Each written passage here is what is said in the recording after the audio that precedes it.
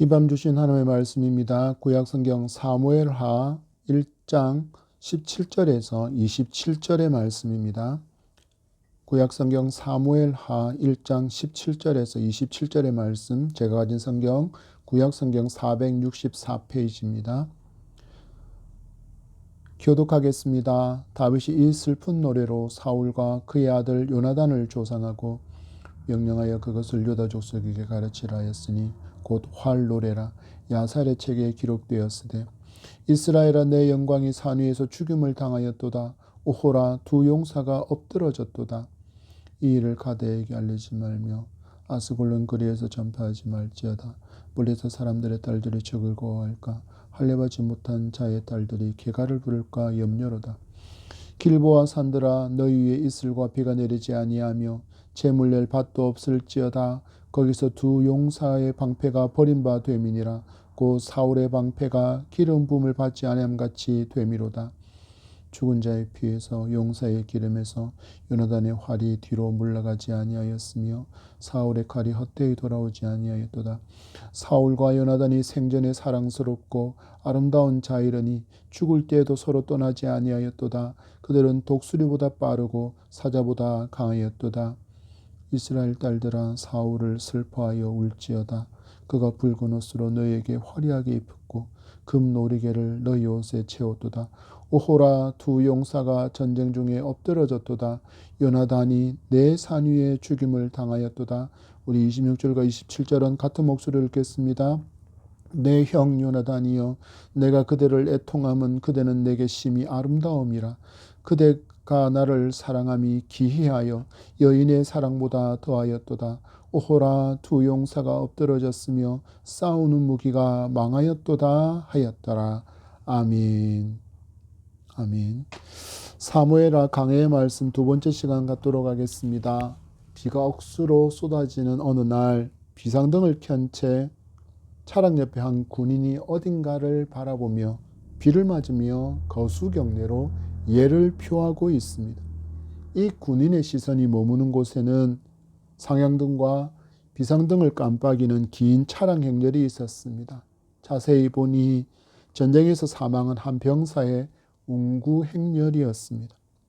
이렇게 비가 내리는 중에도 나라를 위해서 희생한 병사의 죽음을 애통해하고 예를 표하는 그의 모습을 보고 많은 이들이 주차된 그의 차량 뒤에 정차하고 비상등을 켠 채 함께 슬픔에 동참하고 예를 표하는 사진이 있었습니다. 이 장면은 오늘 우리가 나눌 성경 본문 속의 장면과 깊이 닮아 있습니다. 나라를 지키기 위해서 싸우다 전사한 두 영웅 사울과 요나단을 기리고 애통하고 또한 비탄하는 다윗의 모습이 바로 그렇습니다. 이런 모습뿐만 아니라 성경 속의 다윗은 참으로 공감 능력이 탁월하고 감수성이 풍부한 사람이라는 것을 볼 수 있습니다. 여러분 과연 이 마음들, 이 공감 능력과 이 탁월한 감수성은 과연 어디서 배운 것일까요? 생각해보면 하나의 답을 찾을 수 있습니다. 자기를 긍휼하게 여겨주신 하나님께 배웠음을 우리는 알 수 있습니다. 그 증거들은 시편에 넘쳐납니다. 여러분, 성도는 이런 마음을 더욱더 풍성하게 살찌워야 합니다. 우리가 사는 세상이 어떤 세상입니까? 경쟁의 세상이지 않습니까? 누군가를 밟고 올라서야 된다고 말하는 그런 세상이지 않습니까? 그런 치열한 세상 가운데 우리 성도들 살다 왔습니다. 얼마나 마음이 찢기고 얼마나 많은 상처를 입었습니까? 이들이 이렇게 예배의 자리에 와서 교제하고 또 함께 예배하는 이 자리에 와서 위로를 얻지 못한다면 여러분 성도는 어디서 위로를 얻어야 합니까? 여러분 우리 모두가 하나님 사랑을 품은 성도로서 아픔과 슬픔을 함께 느끼고 또 나누며 위로를 아끼지 않는 삶이 되어질 수 있기를 간절히 소망합니다. 여러분 이를 위해서 오늘 말씀으로 우리는 다윗이 보여주는 하나님 경외에 기반한 깊은 공감과 또한 성도의 거룩함이라는 두 가지 교훈을 말씀 가운데 받기를 소망합니다. 여러분 그토록 긴 시간 동안을 자기를 추격하며 괴롭히던 사울이었습니다. 그렇지만 다윗은 사울이 이방인에게 죽임을 당했다는 것을 듣는 순간 그의 죽음을 기뻐하지도 즐거워서 환호성을 내 지르지도 않았습니다. 심지어 자기가 사울을 죽였노라. 그래서 원수인 사울을 내가 갚았으니 당신으로부터 나는 상을 받을 것이라고 기대했던 그 아말렉 청년을 처단했습니다. 그리고 왕의 죽음, 막역한 친구였던 요나단의 죽음, 그리고 마주한 나라의 안녕과 그 어려움을 걱정하고 비탄하는 애가의 노래를 부르고 있습니다. 17절입니다. 다윗이 이 슬픈 노래로 사울과 그의 아들 요나단을 조상하고 아멘. 다윗은 직접 사울과 요나단의 죽음을 비통해하며 애가를 지어서 백성들과 함께 그 슬픔을 나누고 있습니다. 이스라엘을 통치하던 왕의 죽음과 목숨까지도 아끼지 않았던 믿음의 벗인 요나단의 죽음, 그리고 국가적인 위기에 대한 애가를 부르고 있습니다. 이 애가를 보면 여러분 다윗이 왜 다윗인가에 대한 분명한 답을 얻을 수 있습니다. 그의 삶의 모든 것이 오직 하나님 경외로 이어지고 있음이 그 증거라고 할 수 있습니다. 여러분 원수와 같았던 사울이지 않습니까? 여러분 한번 생각해 보십시오. 보통의 경우라면 무려 10년 동안이나 쫓겨다녔습니다. 10년이나 자기를 죽이겠다고 쫓아다닌 이 사울의 죽음의 소식을 듣게 되었을 때 과연 우리는 어떻게 반응할까요? 과연 우리는 어떻게 반응할까요? 많은 경우에는 쾌제를 부르며 춤추며 좋아하지 않겠습니까? 이제는 두 다리 다 쭉 뻗고 잘 수 있겠다며 안도하지 않았겠습니까? 그런데 다윗은 그러지 않았습니다. 이미 말씀을 통해서 살펴본 것처럼 사울을 죽일 수 있는 기회가 몇 번이나 있었지만 하나님께서 기름 부은 자를 해할 수 없다며 그는 하나님 경외함을 잃지 않았기에 사울의 죽음을 이와 같이 애도하고 있는 것입니다. 여러분 이 마음이 예수께 배운 긍휼의 마음이라는 것을 사도 바울이 알려주고 있습니다. 로마서 12장 15절 말씀에 즐거워하는 자들과 함께 즐거워하고 우는 자들과 함께 울라. 아멘. 이것이 여러분 하나님의 마음입니다. 원수와 같았던 사울의 죽음에 애가의 노래를 부르는 다윗은 하나님의 이런 긍휼의 마음을 참으로 많이 닮은 사람이라고 할 수 있습니다. 세상 사람들은 사촌이 땅을 사면 어떻다고요? 배가 아프다라고 이야기합니다. 여러분 성도는 달라야 합니다. 다른 이의 번영을 함께 축하해주고 또 하나님의 마음으로 그들을 격려하고 위로하는 그런 사람의 마음을 가지고 있어야 합니다. 더 중요한 것이 있습니다. 우리는 다윗처럼 슬픔의 일에 애통하며 비탄할 줄 알아야 합니다. 여러분 이 시대를 보십시오. 우리가 얼마나 많은 사건 사고의 뉴스를 접합니까? 먼 나라의 전쟁의 이야기도 듣고 있습니다. 그 참상을 눈으로 보기도 합니다. 그런데 요즘은 이런 상황을 보면서도 너무 무덤덤한 반응을 보이는 것이 저는 개인적으로 참 안타깝습니다. 뉴스 영상을 통해서 마주한 그 전쟁의 희생자, 재난과 재해로 말미암아 땅바닥에 퍽 주저앉아서 눈물 흘리고 있는, 애통해하고 있는 그는 분명히 누군가의 아버지이며 어머니일 것이고 남편이자 아내이고 부모이며 자녀였을 것입니다. 또한 그의 죽음을, 그의 아픔을 눈물겨워하는 친구들이 분명히 있었을 것입니다. 그의 죽음을 애도하고 그리워할 너무나도 많은 사람이 그의 곁에 있을 것입니다. 여러분, 역지사지라고 하지 않았습니까? 여러분 우리도 이런 상황을 충분히 마주할 수 있다는 것을 여러분 잊지 말아야 합니다. 그러면 어떤 마음을 가져야 합니까? 여러분 우리가 언론을 통해서 마주하는 그런 상황들을 볼 때면 우리가 비탄해할 수 있는 마음이 회복되기를 소망합니다. 또한 사랑하는 이를 떠나버린 그들을 남겨진 자들의 슬픔 또한 위로할 수 있는 그런 마음이 우리에게 회복되기를 간절히 소망합니다. 이 모든 것이 무엇입니까? 하나님을 많이 닮은 긍휼의 마음이며 다윗이 하나님께 배운 공감의 마음임을 우리가 기억하면서 이런 하나님 많이 닮은 긍휼과 공감의 마음으로 살아갈 수 있는 저와 여러분이기를 소망합니다. 이어지는 18절입니다. 명령하여 그것을 유다 족속에게 가르치라 하였으니 곧 활노래라. 야샬의 책에 기록되었으되. 아멘. 다윗이 명령할 수 있다. 여러분, 다윗이 명령했다라고 기록하고 있습니다. 어떤 의미일까요? 이미 유다 지파의 실질적인 지도자로 인정받고 있다라는 것을 보여주는 장면이 명령하여입니다. 그리고 그가 어떤 명령을 내리고 있습니까? 활노래로 명명된 이 노래를 유다 족속에게 가르칠 것을 명령하고 있습니다. 왜 그러고 있을까요? 첫 번째는 여러분, 교훈으로 삼기 위해서입니다. 다윗은 자기의 삶에서 참 많은 어려움들을 많이 경험했습니다. 많은 상실도 경험했고 실망도 또한 죽음의 위기도 아주 많이 마주했던 사람입니다. 그러나 그런 이런 상황을 회피하지도 않았습니다. 애써서 부인하지도 않았고 심지어는 무시하거나 가볍게 여긴 적도 성경에서 만날 수 없습니다. 그는 모든 상황을 정면으로 마주했고 언제나 기도하며 살았습니다. 이런 삶의 모습으로 인해서 그에게 어떤 변화들이 일어났습니까? 이런 삶에 있어서 어려움과 죽음의 위기들을 마주하게 되니 다윗은 죽음을 생각하지 않을 수가 없었습니다. 그가 얻게 된 결론이 무엇입니까?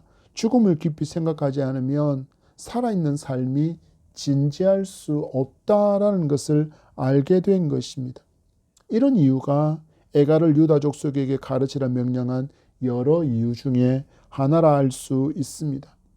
또한 활의 노래는 비탄의 노래이면서 동시에 새로운 지도자 다윗이 여호와를 의지하여 다시 싸우고 승리할 것이라는 것을 노래하는 희망의 목소리 또한 담고 있습니다. 여러분 19절의 말씀을 보십시오.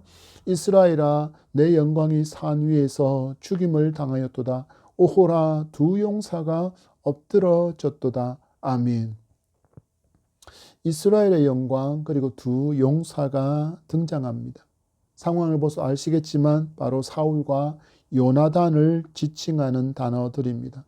이스라엘을 왕으로 지키기 위해서 싸우다 죽은 사울 왕을 미워하거나 그의 죽음을 기뻐해서는 안 된다라는 것을 말하고 있습니다. 무슨 의미입니까? 여러분, 우리가 알듯이 다윗과 그와 함께 있는 일행들은 너무나도 오랜 시간 동안 이 사울의 추격을 받았습니다. 얼마나 고통스러웠겠습니까? 얼마나 그들의 마음속에 사울을 향한 원망이 쌓여 있었겠습니까? 그러나 다윗은 그것을 금하고 있습니다. 왜냐하면 그를 왕으로 삼으신 분이 바로 하나님이셨기에 모든 권위가 하나님으로부터 나왔으니 그 권위를 존중하라는 그런 교훈을 주고 있는 것입니다. 그의 아들 요나단은 어떻습니까? 역시 위기에서 이스라엘을 구했던 영웅이기도 합니다. 이를 기억하라는 명령입니다. 여러분 20절의 말씀을 보십시오. 이 일을 가드에도 알리지 말며 아스글론 거리에도 전파하지 말지어다. 블레셋 사람들의 딸들이 즐거워할까? 할례받지 못한 자의 딸들이 개가를 부를까 염려로다. 아멘. 이 말씀은 참 우리의 마음을 묵상해 보면 아프게 합니다. 여러분, 어떤 도전입니까? 우리의 삶이 거룩함과 정결함을 잃어버릴 때면 블레셋 사람이 개가를 부르는 것처럼 사탄이 승리하여 마치 승리한 것처럼 하나님의 이름을 조롱하는, 하나님의 이름을 조롱거리로 삼는 그런 일들을 펼쳐낼 수 있다는 것을 우리는 잊지 말고 기억해야 한다는 것입니다. 사울이 전사한 시체를 발견한 블레셋 군인들은 사울의 시체를 모욕했습니다. 그리고는 갑옷을 벗겨서 어떻게 합니까? 자기 신전에 두면서 그들은 자기들의 신 아스타롯이 이스라엘의 신 여호와를 이겼다라고 축하했습니다. 이런 일이 더 이상 일어나면 안 된다라는 것을 말하고 있는 것입니다. 그래서 다윗은 백성들에게 명령합니다. 가드에도 아스골론에도 알리지 말라. 블레셋 사람들이 즐거워할 것과 할례받지 못한 자들이 개가를 부를까 염려한다라고 그는 말합니다. 하나님의 영광을 드러내야 될 이스라엘 백성이 오히려 하나님의 영광을 가리고 하나님의 이름이 조롱당하게끔 한다면 너무나도 수치스러운 일이 될 것을 다윗은 너무나도 잘 알았기에 이것을 금하는 명령을 내리고 있는 것입니다. 다윗은 이 사울과 요나단의 죽음에 대한 애도가 단순히 개인적인 슬픔의 차원이 아니라 이 국가적인 수치심의 문제라는 것을 이야기합니다. 또한 신앙의 절망감을 가져올 수 있는 문제임을 통렬하게 지금 표현하면서 이스라엘의 그 놀라운 영광이, 선민 이스라엘에서의 영광이 추락한 것을 통탄하고 있음을 보여주는 말씀이 바로 이 장면입니다.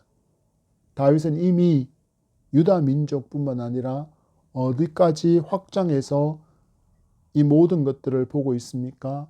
이스라엘 민족 전체의 안녕의 차원에서 이것을 지금 말하고 있는 것입니다. 여러분 기억하시기 바랍니다. 성도 한 사람의 문제로 말미암아 세상 사람들에게 기독교가 조롱당할 수 있습니다. 하나님의 이름이 멸시를 당하게 만드는 일도 얼마든지 일어날 수 있음을 우리는 정말 주의해야 합니다. 아주 오래전의 일입니다. 국정감사 현장에 한 증인이 나와서 나는 진실만을 말하겠다고 선소했습니다. 그리고 계속되어진 질의를 받던 중에 그는 혐의를 부인하며 이렇게 말합니다. 제가 서울의 땡땡 교회 권사입니다. 어떻게 거짓말을 하겠습니까? 여러분 이 장면은 전 국민에게 방송으로 송출되고 있었습니다. 그 후에 어떤 일이 일어났을까요? 진실만을 말하겠다. 나는 서울의 땡땡 교회 권사다라고 말했는데 그가 한 대부분의 말들이 거짓이라는 것이 들통나고 말았습니다. 저는 이 장면을 보고 있었습니다. 얼마나 얼굴이 화끈거리고 부끄러웠는지 정말 숨을 곳을 찾고 싶은 마음이었습니다. 여러분 예수 그리스도께서 말씀하신 바를 들어보시기 바랍니다. 마태복음 5장 16절의 말씀에 이같이 너희 빛이 사람 앞에 비치게 하여 그들로 너희 착한 행실을 보고 하늘에 계신 너희 아버지께 영광을 돌리게 하라. 아멘. 여러분 지금 다윗이 강조하는 바가 바로 이것입니다. 너희는 이스라엘의 선민이다. 너희들의 정체성을 분명히 하라는 것입니다. 그러니 하나님의 영광을 가르는 일에 동참하지 말고 선민 곧 열방의 제사장다운 착한 행실을 통하여 하나님께 영광을 돌리는 삶을 살아야 한다라는 것입니다. 이 진리를 사도 바울은 에베소서를 통해서 교훈하고 있습니다. 에베소서 4장 15절과 16절 말씀에 오직 사랑 안에서 참된 것을 하여 범사에 그에게까지 자랄지라. 그는 머리니 곧 그리스도라. 그에게 온몸이 각 마디를 통하여 도움을 입음으로 연락하고 상합하여 각 지체의 분량대로 역사하여 그 몸을 자라게 하며 사랑 안에서 스스로 세우느니라. 아멘, 아멘, 아멘. 여러분 말씀을 보십시오. 우리의 이 교회의 머리가 누구라고 말씀하십니까? 바로 예수 그리스도이십니다. 그리고 예수 그리스도 아래에서 그 지체, 몸을 이루고 있는 자들이 누구입니까? 바로 저와 여러분입니다. 우리는 지체라는 이야기입니다. 나 혼자만의 문제가 될 수 없다라는 것입니다.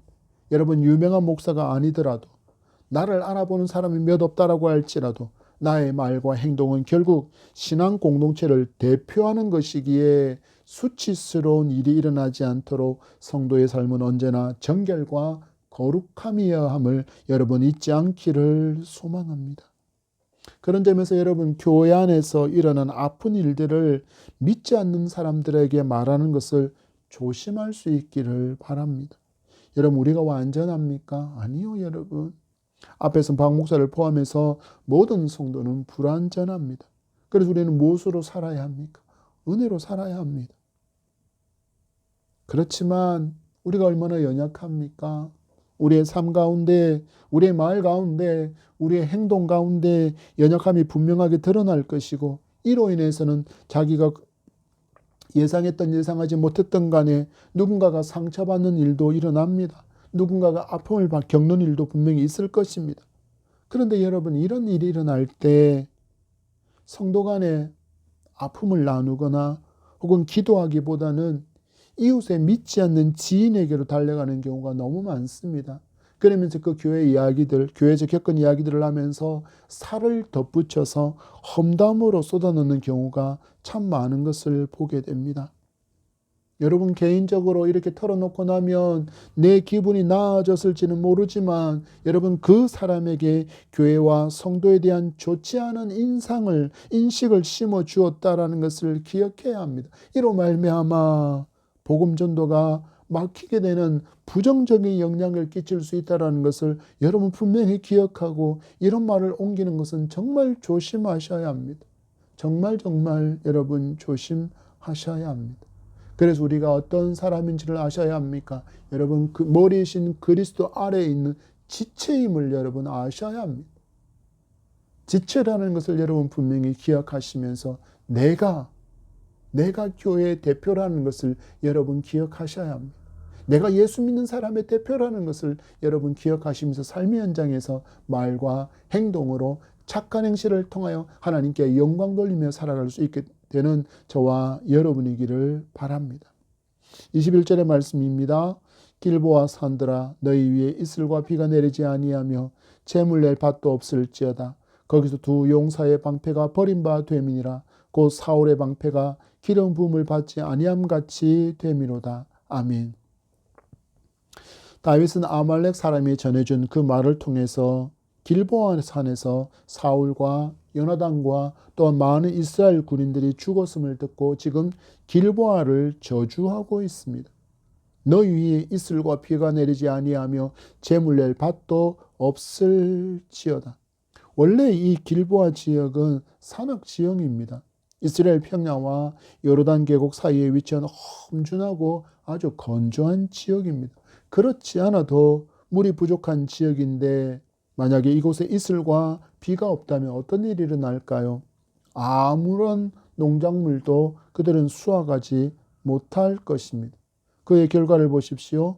밭의 작물들을 기를 수 없으니 어떤 일이 일어납니까? 열매를 기대하기 어렵고 그들의 신들에게 제물로 바칠 어떤 수확도 일어나지 않기를 바라며 다윗이 이 길보아 산을 저주하고 있습니다.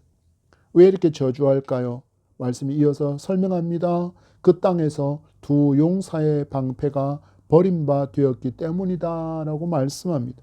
이 죽음으로 말미암아 그 땅은 더럽혀졌고 쓸모없는 땅이 되어버렸으며 저주의 땅이 되기를 바라는 것이 기름 부음 받은 자 죽은 후에 모욕당한 그것에 대한 다윗의 저주입니다.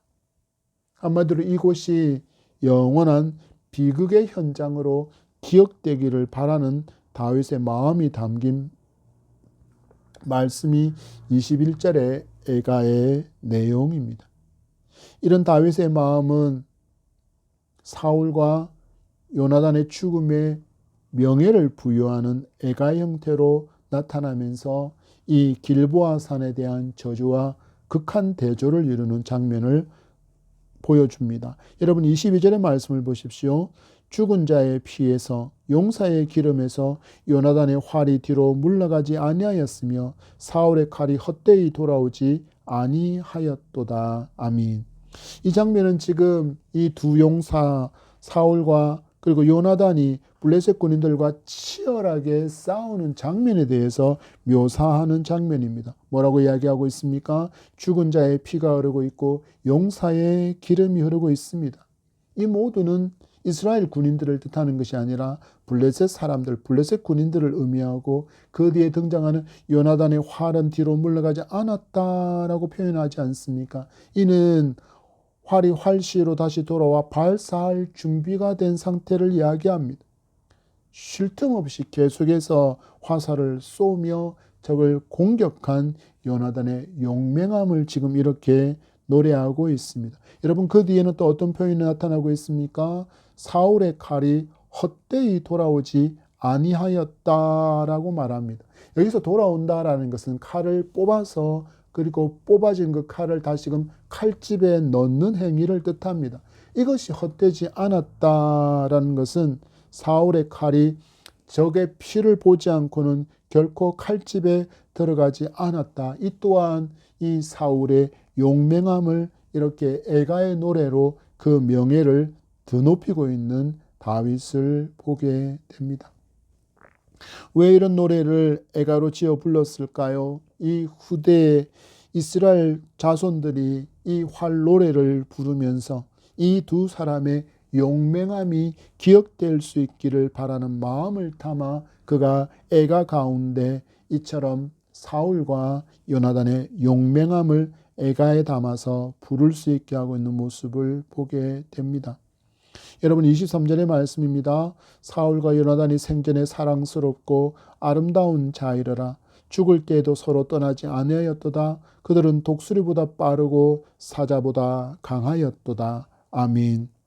여러분 22절과 23절의 말씀을 보면 조금 상황이 이해가 안 되는 내용들이 참 많습니다.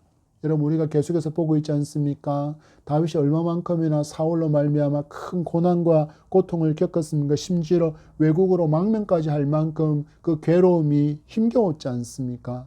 그런데 지금 사울을 어떻게 표현하고 있습니까?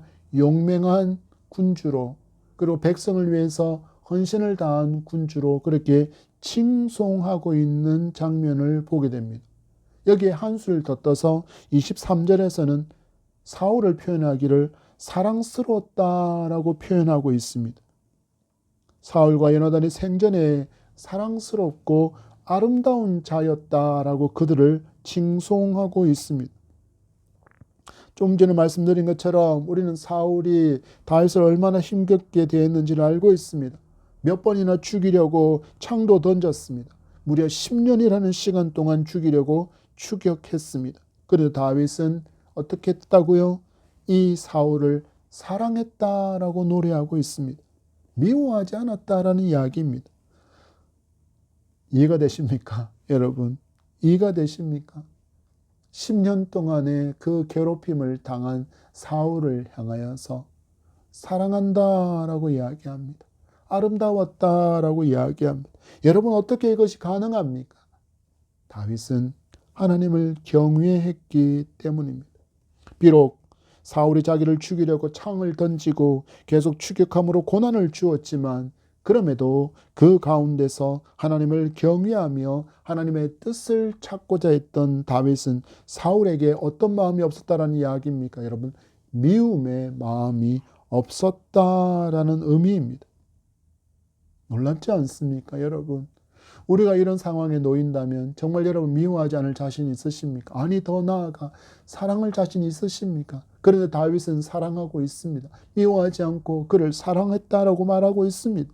여러분, 우리에게도 이런 하나님 사랑과 그 사랑을 바탕으로 한 이웃 사랑이 있게 되기를 간절히 소망합니다. 예수께서는 말씀하셨습니다. 원수를 사랑하라. 미워하지 말라라는 소극적인 태도가 아니라 사랑하라, 적극적으로 사랑하라라는 능동적인 태도를 가지고 살아야 한다라고 말씀하신 것이 원수를 사랑하라 였습니다. 여러분, 이 말씀, 바로 이 원수를 사랑하는 자, 그 자리까지 이르를 때 우리는 말씀에 온전히 순종하는 것임을 알아야 합니다. 여러분, 그렇다면 이것이 우리의 힘으로 가능합니까? 아니요. 여러분, 우리가 어떤 힘이 있어서 원수를 사랑할 수 있습니까? 조금만 나에게 피해를 끼쳐도, 조금만 나의 기분을 나쁘게 만들어도, 조금만 나에게 손해를 끼쳐도 우리는 분노하고 화를 내는 그런 존재들인데, 여러분, 우리가 어떻게 원수를 사랑할 수 있습니까? 우리는 할 수 없습니다. 우리는 할 수 없습니다. 그래서 여러분, 우리는 어떤 사람이어야 합니까? 하나님의 능력과 하나님의 도움을 간구하는 기도의 사람이어야 하는 이유가 바로 여기에 있습니다.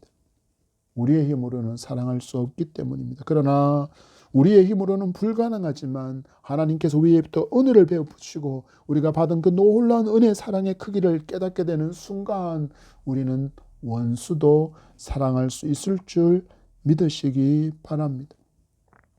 다윗은 계속해서 이 두 사람이 어떤 죽음을 맞이했는지를 노래합니다. 죽음의 순간에도 그들은 서로를 떠나지 않았으며 전투에서는 독수리보다 빨랐고 사자보다 강하였다라고 노래합니다. 다윗은 지금 사울과 요나단의 인간적이며 또한 사회적이고 군사적인 측면에서 완벽한 영웅인 듯이 묘사하며 이들을 향한 진실한 애정과 존경심을 보여주고 있습니다. 여러분, 사울과 요나단의 이 마지막 죽음의 장면처럼 성도는 믿음으로 말미암아서 하나님의 자녀가 되었고 이제 영원한 동행의 관계가 되었음을 여러분 기억할 수 있기를 바랍니다. 우리는 사울과 요나단처럼 죽음의 순간에도 함께하는 사람들입니다. 어떤 성도가 먼저 하나님께로 돌아간 후 이 땅에 남겨진 성도들은 먼저 하나님의 품에 안긴 그의 죽음을 애통해하고 그 이별을 애통해하고 또한 천국에서의 재회를 소망하는 자의 그런 관계이기 때문에 우리의 관계가 요나단과 사울과 같다라고 할 수 있는 것입니다. 또한 우리는 죽음에 이르기까지 주의 군사로 악한 마귀와 싸우는데 독수리처럼 빠르고 사자처럼 용맹하게 함께 싸우는 전우이기에 우리는 또한 이와 같은 관계로 나아가야 한다라는 것입니다. 여러분 보십시오. 우리가 얼마나 소중한 존재입니까? 서로를 다윗처럼 여러분 귀하게 여겨줄 수 있는 우리이기를 소망합니다. 다윗이 원수인 사울까지도 사랑한 것처럼 때로는 허물이 보이고 때로는 연약함이 보이고 때로는 나를 찌르는 칼의 모습을 할 때도 있지만 여러분 그럼에도 주님의 사랑의 눈으로 그를 보십시오. 너무나도 사랑스러워 보일 줄 믿습니다. 여러분 그와 함께 우리는 끝까지 이 믿음의 길을 가야 한다는 것을 기억하면서 연약해 보이면 앞에서 끌어주시기 바랍니다. 부족해 보이면 뒤에서 밀어주시기 바랍니다. 그렇게 함께 나아갈 수 있는 아름다운 예다명의 공동체이기를 간절히 소망합니다. 우리가 이런 마음으로 섬겨갈 때 우리에게서 놀라운 믿음의 역사와 생명 구원의 역사가 풍성하게 일어나게 될 줄 믿습니다. 이어지는 24절의 말씀입니다. 이스라엘 딸들아 사울을 슬퍼하여 울지어다. 그가 붉은 옷으로 너희에게 화려하게 입었고 금 노리개를 너희 옷에 채웠도다. 아멘. 지금 다윗은 사울의 죽음이 국가적인 슬픔이라는 것을 나타내려고 이스라엘 딸들로 대표되어지는 이스라엘 백성들에게 행한 일들에 대해서 노래하고 있습니다. 붉은 옷으로 너희를 화려하게 입었다. 금 노리개로 너희 옷에 채웠다라고 기록합니다. 무슨 의미일까요? 왕 사울이 백성이 경제적인 풍요를 누릴 수 있도록 해 주었다라는 의미입니다. 그가 너희들의 삶을 풍요를 가져온 그런 선한 통치자였다라고 지금 사울을 칭송하고 있는 것입니다. 이와 같이 너희를 향하여 사울 왕이 행한 그 놀라운 업적을 너희들은 노래해야 된다. 그것을 잊지 않고 기억해야 한다라고 지금 애가를 통해서 노래하고 있습니다. 여러분 25절에서 27절의 말씀을 봤습니다. 오호라 두 용사가 전쟁 중에 엎드러졌도다. 요나단이 내 산 위에서 죽임을 당하였도다. 내 형 요나단이여 내가 그들을 애통함은 그대가 내게 심히 아름다움이라. 그대가 나를 사랑함이 기희하여 여인의 사랑보다 더하였도다. 오호라 두 용사가 엎드러졌으며 싸우는 무기가 망하였도다 하였더라. 아멘. 이 세 절로 애가의 노래가 마무리되고 있습니다. 다윗은 지금 국가적인 그 애도 슬픔을 표현하는 동시에 개인적으로는 요나단의 죽음에 대한 깊은 애도를 표현하고 있습니다. 그가 뭐라고 이야기합니까? 길보아 산 위에서 죽은 요나단을 칭하는 그의 표현을 보십시오. 내 형 요나단이요. 내 형 요나단이요.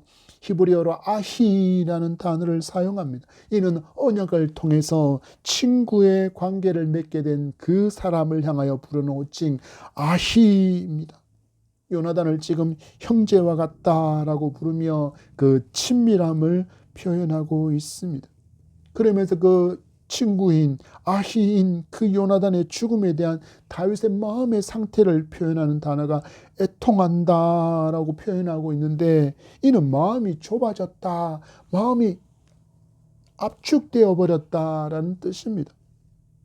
마음이 압박을 받아서 심히 고통스러운 상태라 해서 히브리어 차르리라는 단어를 사용하고 있습니다. 여러분, 지금 다윗이 요나단의 죽음으로 말미암아 얼마나 그 마음이 극한 고통 가운데 있는지를 표현하는 단어가 바로 차르리입니다. 다윗이 요나단에 대해서 어떤 표현을 하고 있습니까?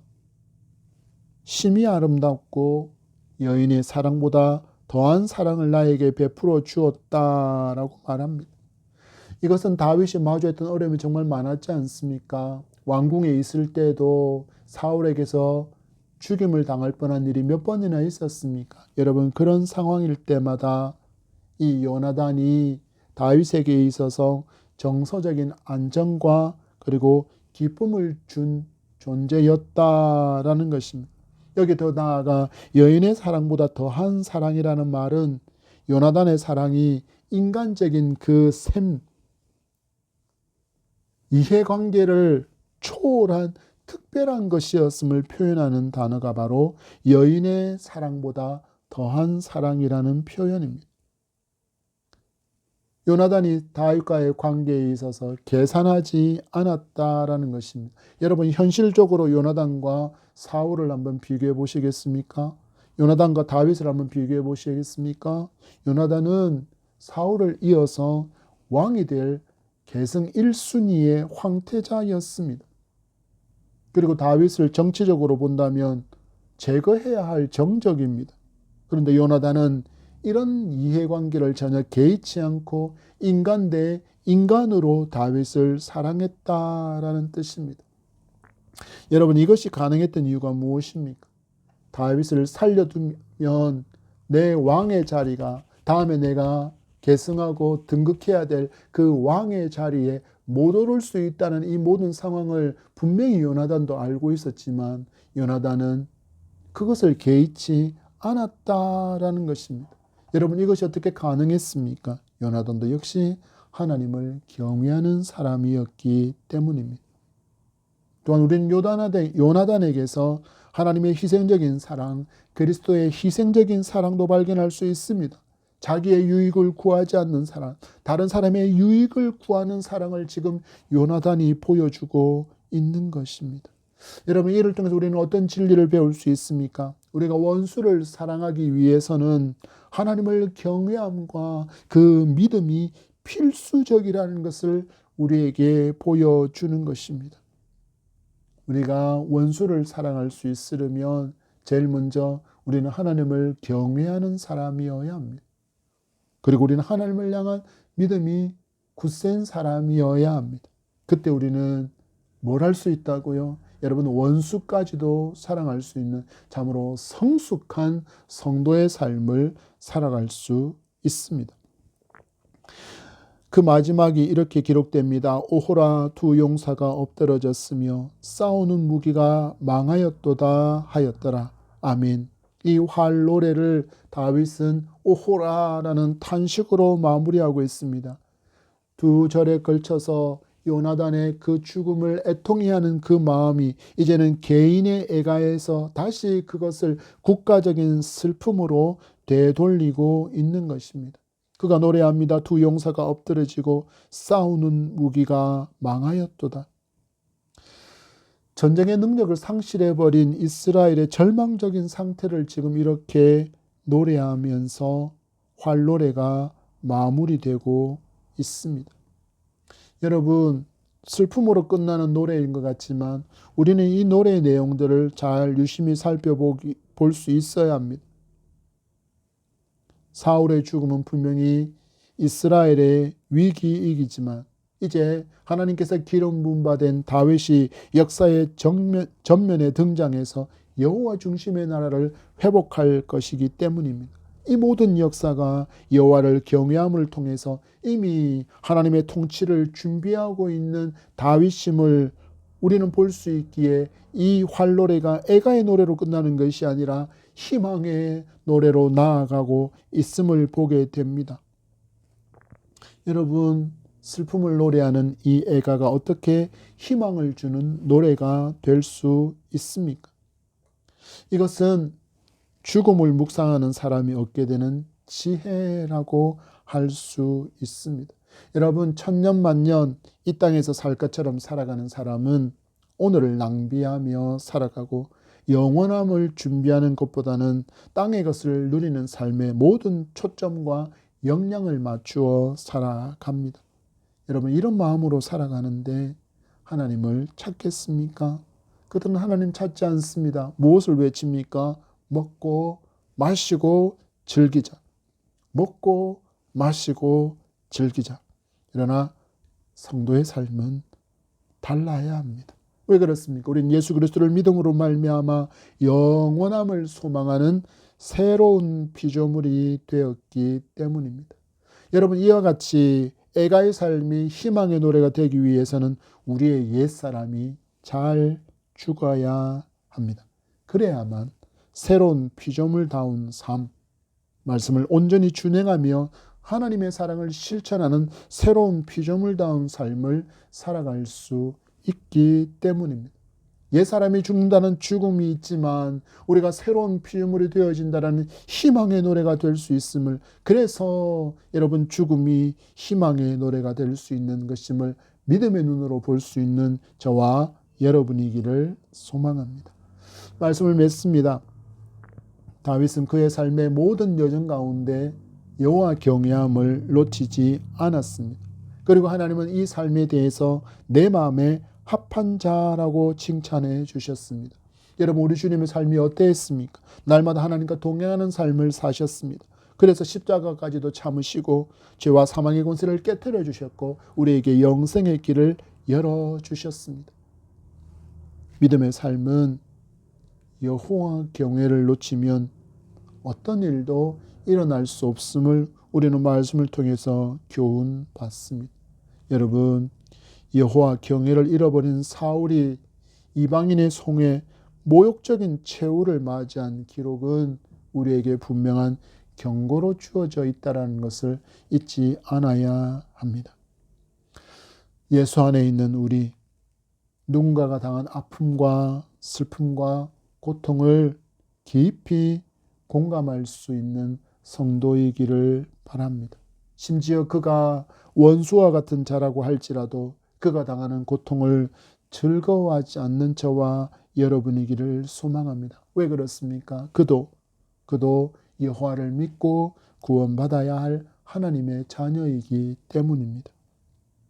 우리의 모든 믿음의 여정이 여호와 경외의 삶이 되어 정결하고 거룩한 삶으로 하나님께 내 마음에 합한 자다라고 칭찬받으며 살아갈 수 있는 저와 여러분이기를 소망합니다. 죽음과 같은 절망의 상황을 마주했다라고 할지라도 우리를 넉넉히 이기게 하시는 전능하신 하나님께서 임마누엘로 우리와 함께 계심을 믿고, 여러분, 어떤 상황 가운데서도 희망과 소망을 잃지 않고 또 일어서서 힘차게 주어진 날들을 살아가는 오뚜기 성도로 살아가는 저와 여러분이기를 간절히 소망합니다. 활의 노래, 절망에서 희망으로 오늘 주신 말씀 굳게 붙들고 희망찬 인생을 살아가는 저와 여러분이 되기를 간절히 소망합니다. 기도하겠습니다. 하나님 아버지, 감사합니다. 고난 가운데서도 이 수요일 밤 저희들 예배 자리로 불러주시고 함께 예배하며 또 아버지 말씀을 통하여서 교훈받게 하시고 위로와 소망 주시니 감사합니다. 우리가 때로 너무나도 연약하여서 하나님 앞에 참 연약한 모습을 너무나도 많이 보일 때가 있지만, 그래서 아버지 앞에 또 나와 은혜를 구하고 도움과 능력을 구하오니 아버지 은혜로 붙들어 주시고 힘과 능력 주셔서 하나님의 사람으로 하나님의 자녀다운 믿음의 삶을 살아갈 수 있도록 이제는 그리스도 안에서 새로운 피조물다운 삶을 살아갈 수 있는 굳센 믿음, 담대한 믿음 더하여 주셔서 우리에게도 누군가의 아픔을 함께 공감할 수 있는 그 사랑의 마음 주시옵시고, 심지어 원수가 당하는 고난을 보면서 고통을 보면서 즐거워하지 않는 자가 되게 해 주시옵소서. 그들의 영혼을 긍휼히 여기는 마음을 가진 자 되게 하시고 삶 가운데 그리스도를 닮은 정결과 거룩함과 순전한 믿음의 삶으로 하나님의 영광을 드러내는 아름다운 믿음의 삶을 살아가는 저희들 되어질 수 있도록 주님 함께 하시고 굳센 믿음 더하시고 성령의 충만하심으로 우리를 굳게 붙들어 주옵소서. 모든 감사 찬송 주님께 올려드리오며 예수 그리스도의 이름으로 감사하며 기도합니다. 아멘.